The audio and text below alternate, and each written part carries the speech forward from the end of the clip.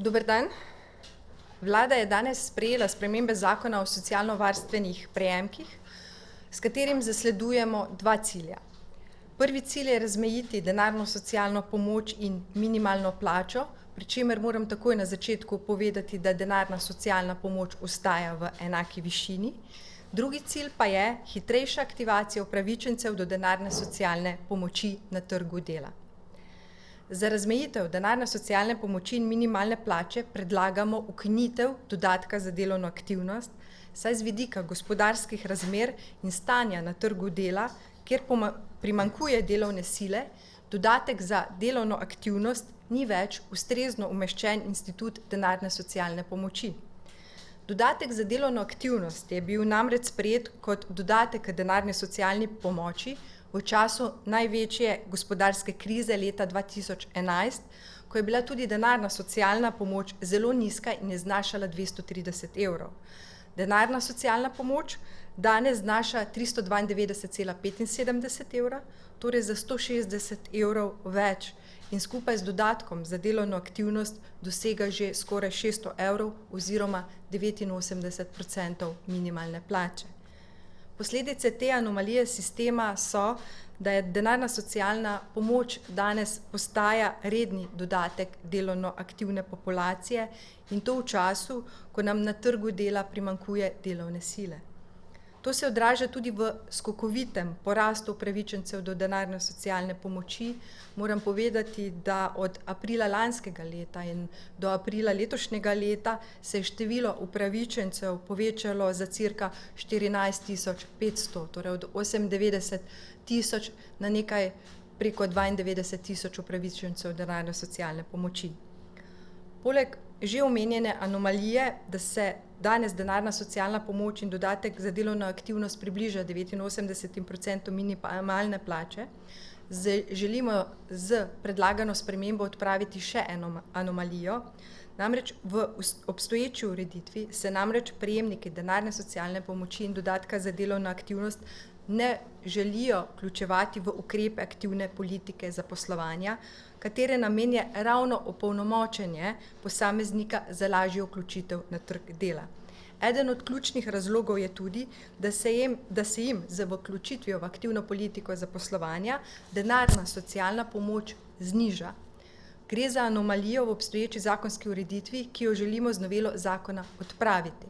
To pomeni, da po novem denarna socialna pomoč zaradi prejemka iz naslova ukrepov aktivne politike zaposlovanja ne bo zmanjševala denarne socialne pomoči, kar je ključnega pomena za hitrejšo aktivacijo dolgotrajno brezposelnih.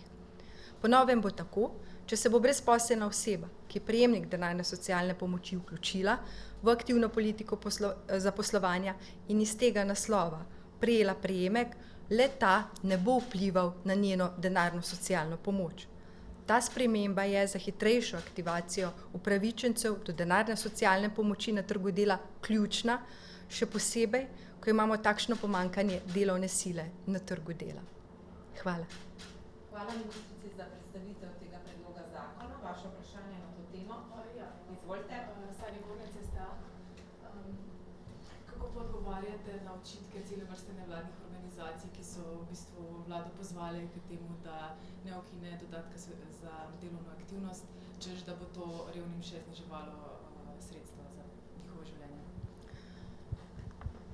Tako skupaj z nevladnimi organizacijami smo se usklajevali, sedela sem tako z Zvezo prijateljev mladino, prejšnji teden tudi z predstavniki oziroma z vodstvom filantropije, slovenske filantropije. Ugotavljali smo, predstavili smo jim naše razloge in tudi ugotovili, da seveda denarna socialna pomoč plus dodatek za delovno aktivnost se nevarno približa minimalni plači in povečuje to past neaktivnosti. In istočasno smo se dogovorili, da bomo skupno pomočjo poskušali te ljudi, da ne bodo ostali socialno izključeni, vključevati v programe socialne aktivacije. Namreč moram povedati, da smo takoj že na začetku našega mandata v mesecu oktobru startali pilotni projekt povezovanja zavodov za zaposlovanje in centrov za socialno delo. Namreč prejšnja ureditev je bila takšna, da se je dolgotrajno brezposelno osebo povabilo enkrat na 4 mesece. Danes v tem pilotnem projektu smo zajeli vse dolgotrajno brezposelne, stare do 39 let in jih vabita oba svetovalca, tako Zavoda za zaposlovanje kot Centra za socialno delo, enkrat na 14 dni. In takoj z njim morate narediti zaposlitveni načrt, ali je možno najti ustrezno oziroma primerno zaposlitev, ali ga je možno takoj vključiti katero izmed ukrepov aktivne politike zaposlovanja ali katerega izmed programov socialne aktivacije. Namreč ta mreža mora delovati na ta način, da ujame vsakega posameznika, ga opolnomoči in poskuša čim prej vrniti na trg dela. Tako da bomo skupaj z nevladnimi organizacijami poskušali še ukrepiti politike socialne aktivacije oziroma programe socialne aktivacije, ravno zato, da ne bi nihče izpadel iz tega sistema. Pomemben je vsak posameznik, vsakega je potrebno ujeti in vsak je seveda sposoben za delo ga opolnomočiti, da bo lahko se vrnil na trg dela. Moram tudi povedati, da prvi ukrep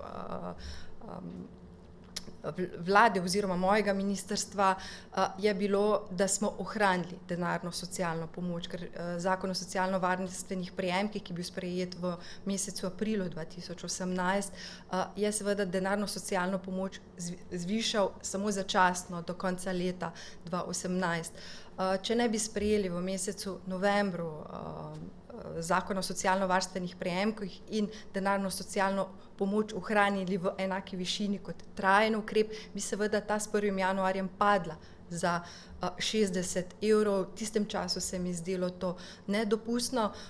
Namreč socialno, vsi tisti, ki seveda ne morejo preživeti oziroma ki ne morejo delati, vse te osebe morajo prejeti znesek, ki jim omogoča preživetje, in ta je zdaj izračunan na 392,75 evrov, torej pomeni, da se je povečal za 30%. Hvala.